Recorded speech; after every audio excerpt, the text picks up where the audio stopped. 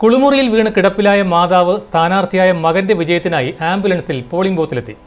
ഏറ്റുമാനൂർ നഗരസഭ 2-ാം ward UDF സ്ഥാനാർത്ഥിയായ Aneesh മോന്റെ വിജയത്തിനു വേണ്ടിയാണ് വേദന അവഗണിച്ച് മാതാവ് സരസമ്മ പോളിംഗ് ബൂത്തിൽ വന്നത്. അനീഷ് മോനാണ് തന്റെ മാതാവ് സരസമ്മയെ ആംബുലൻസിൽ സ്ട്രക്ചറിൽ കിടത്തി കുറവിലങ്ങാട് നിന്നും വള്ളിക്കാട് 52-ാം നമ്പർ രശ്മി മഹിളാ സമാജം അംഗൻവാടിയുടെ പോളിംഗ് ബൂത്തിലെത്തിച്ചത്.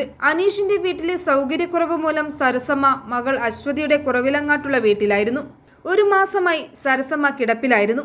മകന്റെ വിജയം എന്ന ഒറ്റ ലക്ഷ്യം മാത്രമാണ് വേദനകൾക്കിടയിലും സരസമ്മ പോളിംഗ് ബൂത്തിലെത്തിയത്.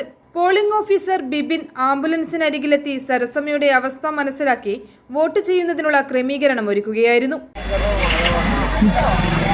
മകന് വേണ്ടിയിട്ട് വോട്ട് ചെയ്യാൻ വന്നതാണ്. വീട്ടിൽ വെച്ച് വീണതാണ്. കാലിന് തേയ്മാനുള്ളതാണ്. അങ്ങനെ കണ്ട് വീണതാണ്. എങ്ങനെയാണെന്ന് അറിയത്തില്ല. അങ്ങനെപ്പോഴും മകൻ എന്നെയും കൊണ്ട് ആശുപത്രിയിലേക്ക് പോകുമായിരുന്നു ആംബുലൻസ് വിളിച്ച്.